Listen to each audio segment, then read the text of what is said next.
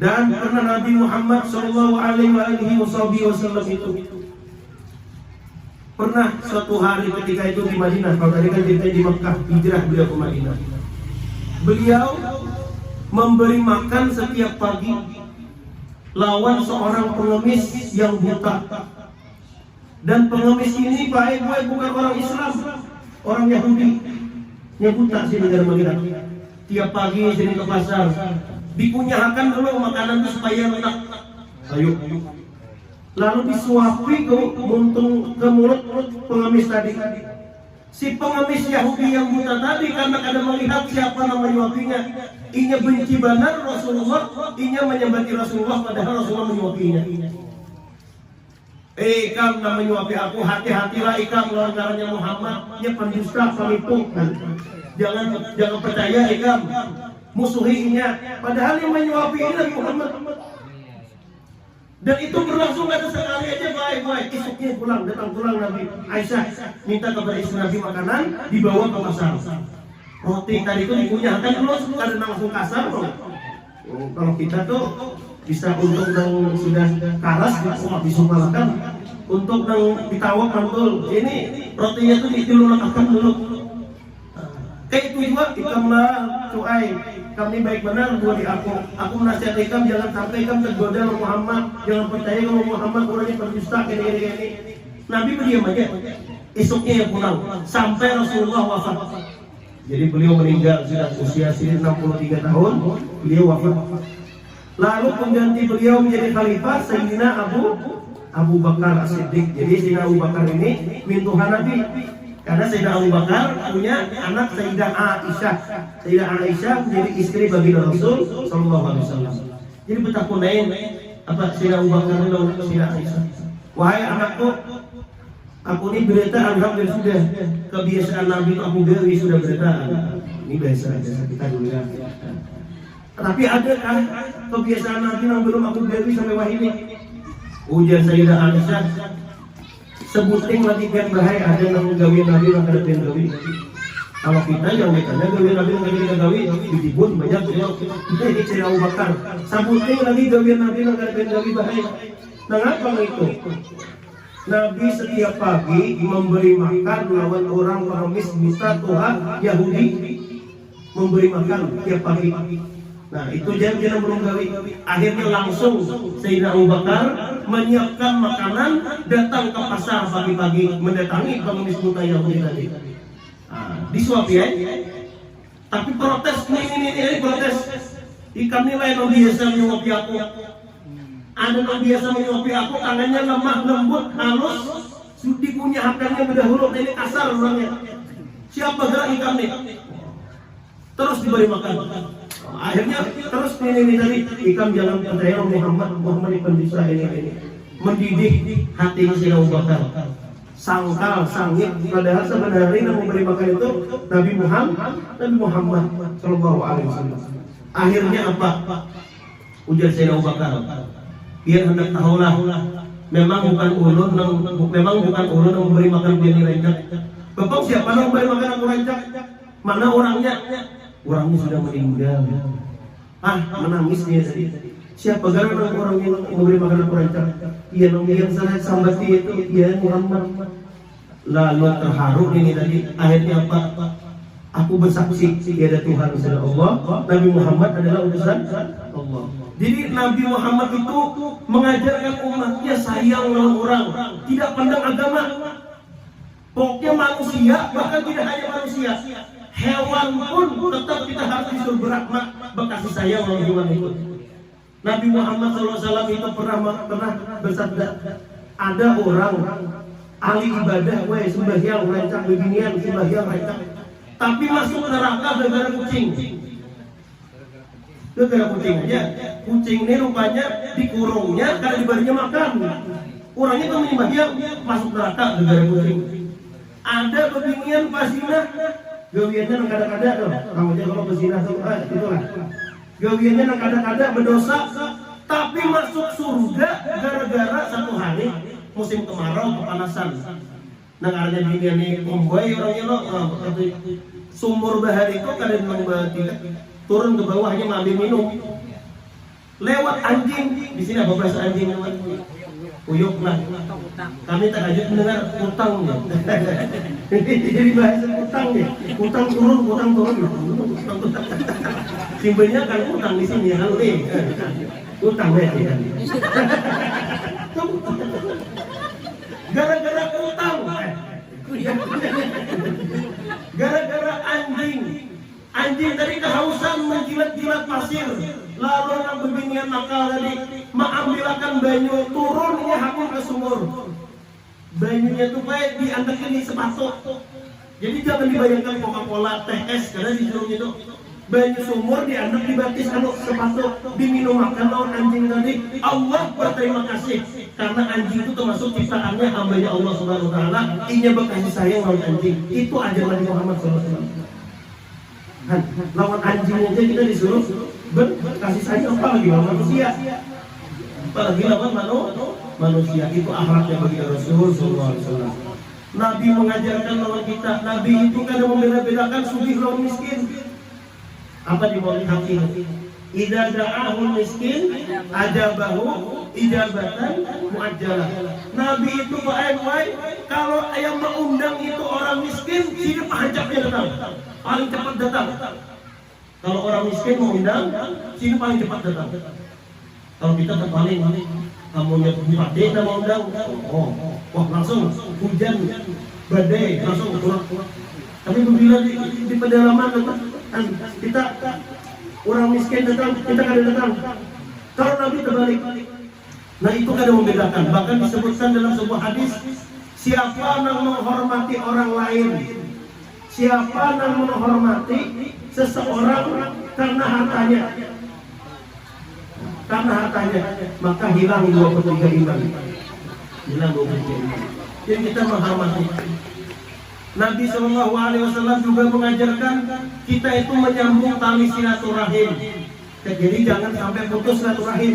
Islam kada pernah mengajarkan orang yang masuk Islam harus pisah dari keluarganya. Satu hari ada anaknya Sayyidina Abu Bakar namanya Asma. Jadi Sayyidina Abu Bakar ini dulu punya istrinya ada Islam. Datang jauh-jauh mamanya Asma nih dari Makkah, ada Islam, menemui anaknya, kangen dengan anaknya. Tapi karena Sayyidah Asma ini sudah Islam, ragu di hati. Apa hukumnya ini aku menyambut kuitanku dengan kuitanku dari Islam? Coba lalu Sayyidah Asma menyuruh orang, coba pengtakunakan Rasulullah, kayak Pak Ulun ini, orang sambut aja kan mama Ulun badannya dari Islam. Nabi langsung menjawab, sambut, hormati dia, kasih sayangnya dia, karena dengan berkat kuitan kita lahir di dunia ini. Apa itu? Wasahihuma fid dunya ma'rufah. Kita disuruh kalau kuitan itu meskipun beda agama, pergauli dengan baik. Bergauli dengan baik. Itu bagi Rasulullah SAW. Kita sering mendengar namanya, yaitu Abu Lahab. Bagaimana Allah mengistimewakan seseorang yang gembira dengan lahirnya Nabi Muhammad. Annal adzaba khafafun fi kulli isnain bi farhati iman wafa. Bahwasanya Allah Subhanahu wa taala meringankan azab si Abu Lahab setiap malam Senin. Dia terbebas dari siksa kubur. Tidak disiksa dia setiap malam dan hari Senin. Dan si Abu Lahab mendapatkan air susu yang bisa dihisap di antara jari. Karena apa? Karena budaknya pernah sekali menyusui Nabi Muhammad. Dan kenapa jadi kada diatur? Ini sebagai penghargaan kepada Abu Lahab, bahwasanya Abu Lahab ini pernah senang sekali seumur-umurnya mendengar kabar Nabi Muhammad lahir.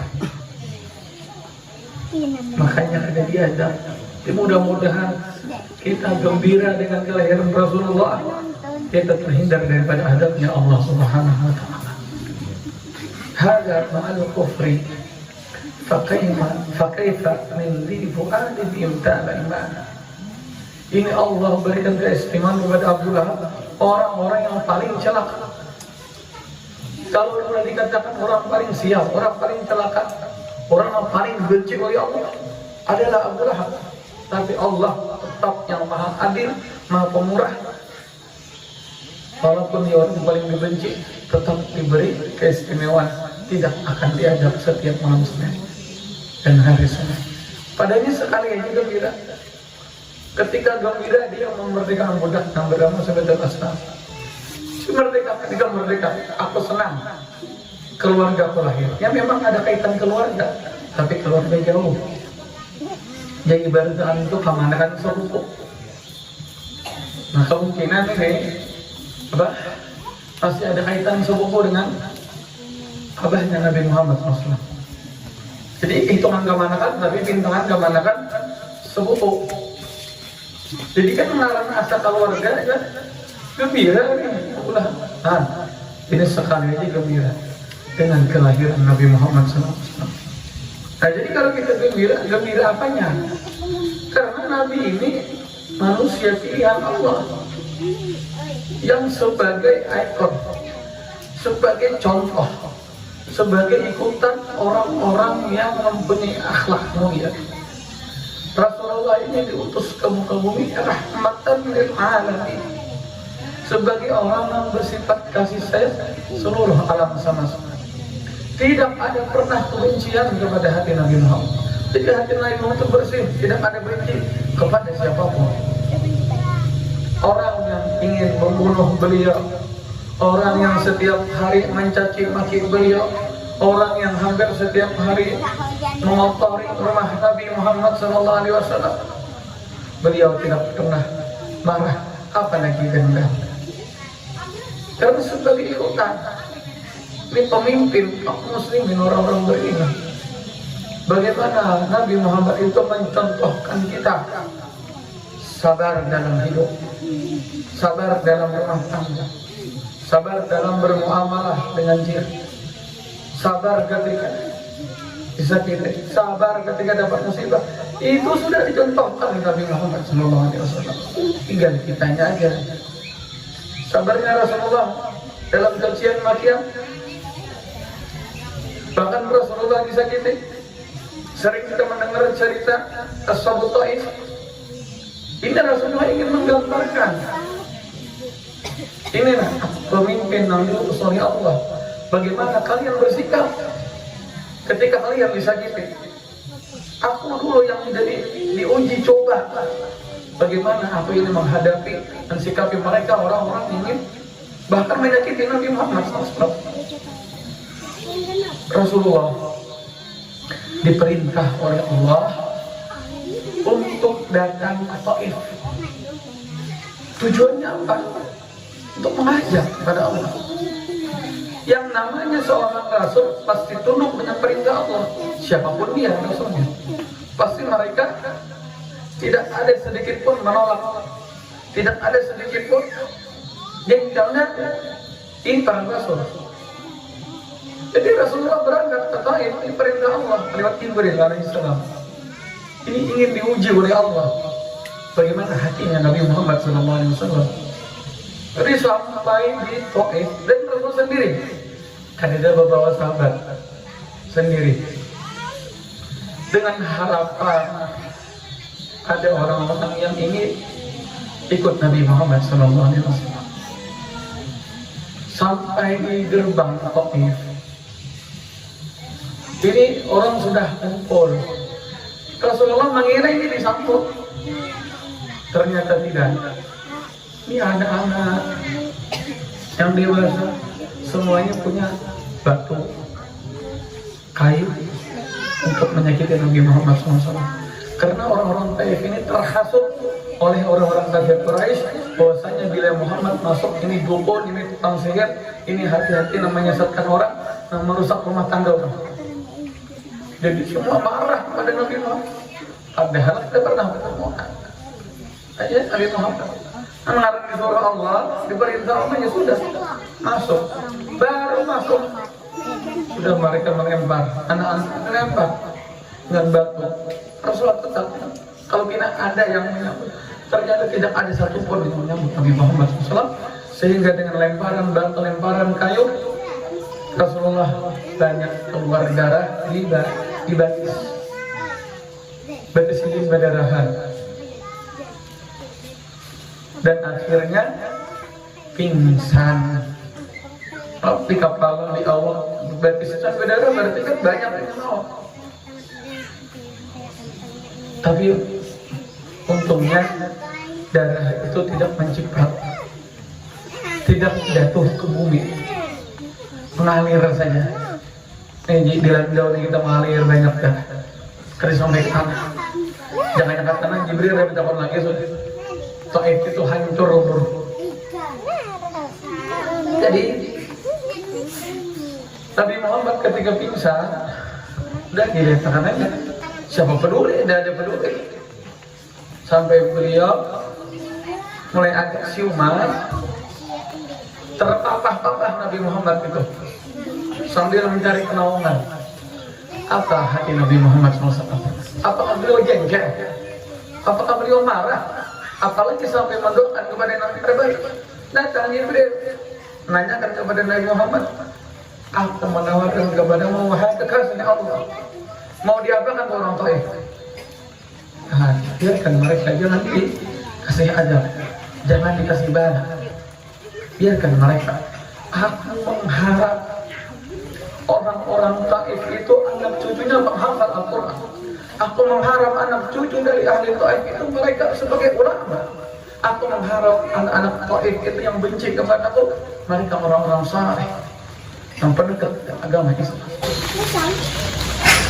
Walaupun belum mereka tidak sekarang, nanti aku harapanku nanti. Hebatnya Nabi Muhammad SAW, berpikir panjangnya Nabi Muhammad SAW. Jadi ketika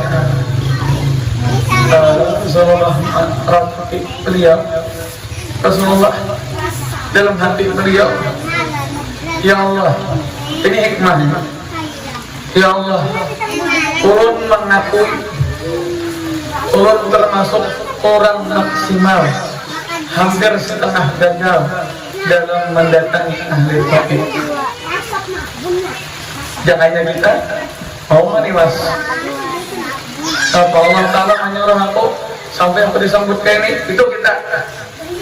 Tapi kalau Nabi Muhammad tidak mengakui kekurangan beliau sendiri, jadi kita menyalahkan salah satu tuh tidak. Bahkan Rasulullah ada menyalahkan orang Taif. Ya memang mereka belum lebih mau apa, tapi harapan itu ada. Apa yang diucapkan oleh Nabi Muhammad SAW setelah luka berdarah ada di tubuh Nabi Muhammad SAW? Ini yang paling indah, yang paling manis ucapkan Nabi Muhammad SAW. Allahumma ghfir lahum li qaumi fa innahum la ya'lamun. Ya Allah, ampunilah kesalahan mereka ahli Taif, mereka umatku.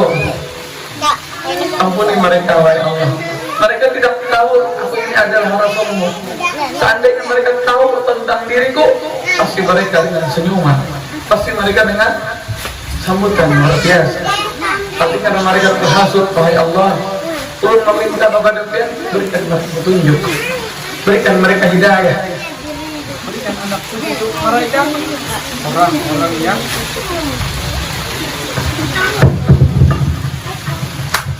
berikan anak-anak itu mereka orang-orang yang baik pada Allah.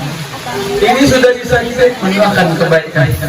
Ini hebatnya Nabi Muhammad SAW. Disakiti bagaimanapun tetap hati beliau lembut, tidak ada dendam, tidak ada marah, dan mendoakan kebaikan. Nah makanya ini hikmahnya, kalau kita dicaci, dimaki, disambati, difitnah, kalau kita melawani sama, bahkan dia lebih parah. Kalau kita disambati umur, kebintang dong ya, umur aja. Bukan cacian, makian. Kalau kita melawani, tambuk, malah pindinya, ketujuh ahli fitnah. Jadi tambah. Terbaik orang itu kalau kita sama-sama melawan, atau terkeluar ucapan yang tidak baik, tambah arah ke orang. Jadi kalau orang itu main caci, doakan kebaikan supaya sadar, supaya apa jadi pemfitnah, jadi pencaci, jadi pemaki, supaya apa? Kalau kita balas dengan makiat, tambah parah malah. Nah inilah hebatnya Nabi Muhammad SAW yang menjadikan beliau sebagai qudwah, sebagai ikutan. Makanya manusia paling sempurna adalah Nabi Muhammad SAW. Allah Ta'ala cantumkan di dalam Al-Quran, wa innaka la'ala khuluqin azim. Wahai Muhammad, bahwasanya engkau mempunyai akhlak yang agung. Allah sendiri yang menyatakan itu. Allah sendiri yang menegaskan itu di dalam Al-Quran yang terus ada ribuan tahun, puluhan ribu tahun sampai hari kiamat nanti. Allah menegaskan dalam Al-Quran, ujian Allah memang Nabi Muhammad adalah mempunyai akhlak yang agung. Jadi semua manusia yang punya akhlak baik, yang punya akhlak mulia, sumbernya dari mana? Dari Nabi Muhammad SAW. Kita tidak akan bisa bagus, kita tidak akan bisa baik kalau kita tidak dapat dari hidayah dari Nabi Muhammad SAW. Contoh, dulu di zaman Rasulullah dan sebelum-sebelumnya dinamakan zaman apa?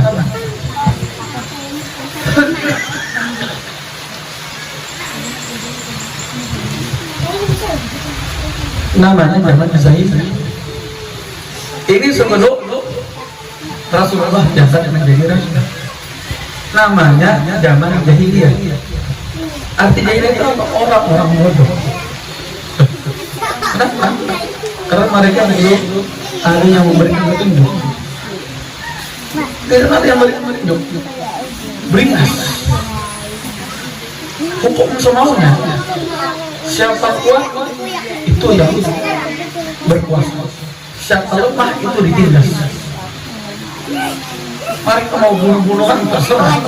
Tapi setelah Rasulullah diutus menjadi rasul, semua aman. Orang yang berserah akan dihukum. Kalau zaman jahiliyah bunuh anak biasa. Kalau zaman jahiliyah itu kalau anaknya perempuan terlahir, dia malu, maka dia akan mengubur anaknya yang perempuan baru lahir. Kenapa? Karena mereka berkeyakinan tidak akan bisa berperang, tidak bisa bakal lahir. Apa namanya harapan dia? Bekubur, naik jahiliyah. Zaman jahiliyah. Tapi setelah Rasulullah lahir, orang-orang mereka seperti itu sadar mereka. Bahkan Sayyidina Umar pernah menangis. Kenapa? Ketika ditanya sahabat, kenapa jadi menangis? Dulu aku di zaman jahiliyah belum dapat hidayah dari Nabi Muhammad SAW dan dari Allah. Aku pernah mengubur anak perempuanku hidup-hidup setelah dia lahir. Aku menangis kasihannya, hanya keluarga muka bumi, ucap-ucap menangis, langsung dikubur ke rumah. Jadi aku asa bersalah. Tapi dengan hidayah yang dibawa Nabi Muhammad SAW, aku tahu yang mana benar, yang mana salah, yang mana jahat, yang mana baik. Ini dengan berkat Nabi Muhammad SAW. Kan Sayyidina Umar, orang yang boleh dikatakan paling berani di kota Makkah. Siapapun tidak akan berani berhadapan dengan Sayyidina Umar. Kalau sejaga-jaga orang masih takutan lawan hantu. Siapa aja orang jaga benar kan karena takut banyak. Tapi yang benar ada kisah takut. Ada yang kulit minta antaran kawan, padahal takut sih banyak kan. Kalau pada wajar kulit ngantarakan ya. Bagi rubus. Ada yang kulit. Kenapa? Ada mendengar habar orang berkisah sama jago benar, ada yang nonton. Beda dengan Sayyidina Umar. Sayyidina Umar sudah kerunya luar biasa. Sampai-sampai apabila hantu atau iblis setan melihat Sayyidina Umar itu berjalan, misalnya dalam satu gang, sini sudah berharap masuk gang, ini saya jin yang jahat atau setan atau hantu melihat Sayyidina Umar sudah mencarat-carat. Saking takutannya lawan Sayyidina Umar. Wibawanya luar biasa. Kan bilang itu yang berucap di depan Ka'bah setelah Rasulullah sering dicaci dimaki disambati macam-macam, diintimidasi Rasulullah. Apa kata Sayyidina Umar? Hei penduduk Ka'bah, siapapun hari ini yang berani mengganggu, mencaci maki saudaraku yang bernama Muhammad, maka dia akan berhadapan dengan pedangnya sudah dicabut. Artinya siap sampai namanya maju, ayo berhadapan. Tapi orang Mekah ini tahun mundur dengaran Sayyidina Umar ini diwarwani orang besar takutan jadi badan itu awak musim kenalan tuh kan wani-waninya pula. Ayo siapa wani mana ada awak di sini tuh mau aku 10-15 awak. Ini hebatnya Sayyidina Umar.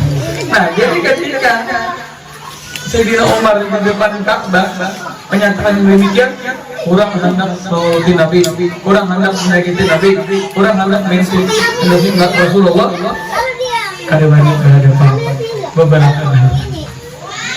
Berhadapan kali ini lagi. Biasanya kan Muhammad gila, Muhammad dukun, Muhammad tukang sihir. Berhadapan itu setelah pernyataan Sayyidina Umar, kehadiran wanita lagi. Ada bakingnya sudah. Sayyidina Umar dapat hidayah maksudnya karena sesuai dengan doa Nabi. Apa doa Nabi Muhammad SAW? Allahumma izzati Islam bi umari. Ya Allah, muliakan Islam, sukseskan Islam bi umarai dengan 2 umar. Allah Ta'ala kabulkan cuma satu nama. Allah Ta'ala pilih. Jangan di antara 2 orang itu Allah Ta'ala pilih dengan 2 umar. Karena 2 umar ini sama-sama punya wibawa, punya potensi tokoh. Yang pertama Umar bin Hisam. Umar bin Hisam ini Abu Jahal. Nah, gelarnya Abu Jahal. Kamu orang menyebut Abu Jahal, kamu bertahan sudah ya. Musuh panjang menyakiti Nabi. Nah, kalau satunya Umar bin Khattab. Nah, ternyata Allah memilih Umar bin Khattab sebagai pembela Islam. 2 dari Rasulullah diumarai dengan salah satu daripada 2 umar. Jadi Rasulullah mendoakan itu dikabulkan oleh Allah Subhanahu wa Ta'ala. Jadi karena ada backingnya, wah ini Islam maju tambah besar. Hebatnya Rasulullah redam. Jadi Rasulullah itu hatinya lembut, hatinya tidak dendam, hatinya tidak marah, hatinya selalu membawa kebaikan. Dan orang bila di hati itu tidak ada rasa kebencian, orang hebat. Tidak ada kebencian, terutama kepada orang yang menyakitinya, memusuhinya. Tidak ada kebencian. Orang itu berarti hebat, luar biasa hatinya, seperti hatinya Nabi Muhammad SAW. Sulit kan orang mencari hati itu kan tidak benci itu sulit ketika orang menyakiti. Ini benar ada tak berdiam, ada malam ini. Tapi hati ini kan gerumum. Hati ini mendoakan. Oh kan di pampir aja. Berarti hatinya ada kebencian. Mendoakan orang terbaik. Bisa bicara kata amat ya. Baca-baca doanya yang terbaik itu berarti ada kebencian hatinya terhadap orang yang pernah menyakitinya, yang mengintimidasinya dan mencaci makinya. Ibaratnya Rasulullah SAW ini, beliau orang yang sangat sabar, orang yang sangat syukur kepada Allah Subhanahu wa Ta'ala. Rasulullah sering ada makan oleh Muhammad, tapi hati beliau selalu gembira, hati beliau selalu senang, karena beliau sadar betul orang yang tidak bisa makan itu masih bisa hidup. Orang yang tidak makan sehari aja itu kan masih bisa hidup kan, walaupun perut sakit. Tapi dengan bersyukurnya seseorang, apa yang dia katakan di hatinya, masih ada lagi, hati untuk bersambung kepada Allah Subhanahu wa taala dan Nabi Muhammad SAW. Jadi Rasulullah SAW ini manusia yang Allah Ta'ala muliakan di muka bumi ini memang diangkat menjadi Rasul paling mulia. Dan Rasul itu sudah mulia. Berapa jumlah Rasul? Yang kita bisa lihat sama Rasul. Posisi Rasulullah ini kayak apa? Rasul itu jumlahnya 313. Itu semua manusia suci 313. Tapi yang wajib kita ketahui, walaupun kada hafal, tapi nanti 25 orang. Itu wajib kita ketahui, atau kita tahu nama-namanya, walaupun kada hafal. Itu dari kita. Sebenarnya dari 13. Ini semua rasul manusia suci, tidak pernah berbuat dosa, tidak pernah berbuat maksiat kepada Allah Subhanahu wa taala, tidak pernah berbuat maksiat, jangan berbuat terpikir buat tidak. Itulah mereka para rasul manusia suci. Dari manusia suci 313 itu paling mulia siapa? Nabi Muhammad SAW, pimpinan saudara rasul. Napa gelar beliau? Sayyidul Mursalin. Itu pimpinan segala rasul ada Rasulullah SAW. Dan tidak ada yang bisa derajatnya sebanding dengan Rasulullah siapapun itu. Jadi Rasulullah SAW ini sifatnya orang yang benar-benar peduli. Harisun alaitu bil mu'minina ra'ufur rahim. Harisun itu orang yang benar-benar peduli, orang yang benar-benar perhatian. Ibaratkan orang tua kepada anaknya. Ini Rasul lebih dari umat. Kalau seorang orang tua sangat perhatian terhadap anaknya, kalau pina garing, kalau pina rabah, kalau pina kebubur, kalau pina sumbari, kalau pina luka, kami sangat perhatikan. Wajar kan orang tua kuitan. Tapi Nabi Muhammad kepada umatnya lebih dari itu. Kenapa? Karena Rasulullah SAW hatinya sudah lembut, hatinya sifat yang begitu luar biasa. Orang-orang tidak ingin celaka. Kenapa? Karena Rasulullah sudah melihat ketika Isra Mi'raj tentang neraka. Jadi Rasulullah sadar benar umat ini masuk neraka. Kayak apapun. Makanya Rasulullah di akhir hayat, di akhir hidup siddiq akan mengucap-ucap umat salah. Nah di pikiran sendiri umatnya, wahai umatku jaga sholat. Itu kalimat terakhir yang keluar dari Rasulullah. Biasanya kan kalau orang sudah mati itu mengumpulkan sertifikat membagi nama catatan toko, catatan anak-anak, ikam di sini supaya pernah naik. Itu lagi. Tapi Rasulullah kadang-kadang sedih mementingkan kalau mereka sudah yang dipentingkan sini adalah umat. Jadi kita sangat beruntung punya Nabi yang begitu perhatian kepada kita. Nanti kita di akhirat ditunggu oleh Nabi. Kalau kita mendapat syafaatnya beliau, maka dari sekarang kita sedikit demi sedikit mencintai Nabi Muhammad SAW, yaitu dengan antaranya mengenal posisi kedudukan Rasulullah. Biar kita tahu siapa Nabi Muhammad, kita tahu bagaimana akhlaknya, supaya kita tambah cinta. Bagaimana perhatian Nabi Muhammad kepada kita, supaya kita tambah cinta. Itulah Rasulullah SAW, seorang yang qudwah, seorang ikutan, seorang yang benar-benar perhatian dalam kita. Jadi mudah-mudahan dengan momentum ini Allah Subhanahu wa taala angkat dosa-dosa kita, dosa orang tua kita, dosa guru-guru kita, dosa jalan-jalan, dosa kaum muslimin dan muslimat. Dan mudah-mudahan Allah memberikan kita hidayah yang berlimpah khususnya di tahun. Mudah-mudahan berkat Rasulullah Allah taala hamburkan hidayah di tempat ini. Dan mudah-mudahan Allah Subhanahu wa taala memudahkan segala urusan kita, mengabulkan segala hajat kita, dan kita tidak wafat kecuali Allah Subhanahu wa taala memperlihatkan kita dalam mimpi dengan Nabi Muhammad SAW, dan mudah-mudahan Allah Ta'ala mewafatkan kita dalam keadaan husnul khatimah serta Rasulullah SAW. Amin ya rabbal alamin. Inilah yang bisa disampaikan. Adapun kata kurang pantas mohon dimaafkan. Sallallahu alaihi wasallam. Alhamdulillahirabbil alamin.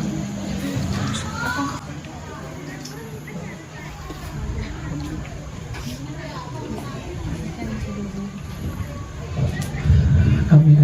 Bismillahirrahmanirrahim.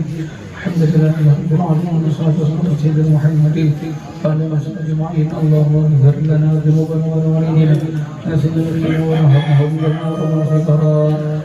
اللهم ينزل مصطفى الكريم صلى يا رب على سيدنا محمد وعلى اله اجمعين. اللهم انزل سلامة في الدين وبركة في الارض وصحة في الجسد وسمجرة وتوبة قبل الموت شهادة عند الموت ومغفرة بعد الموت وعفوا عند الحساب وأمان من العذاب ونصيب الجنة.